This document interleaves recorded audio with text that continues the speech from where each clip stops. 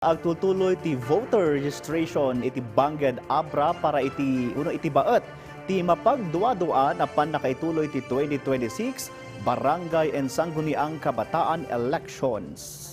As of March 30, 2026, dumanon iti 35,000 ti registered voters iti Bangged kasaruno ti panagrehistro tinasurok sa nga ribo a botante.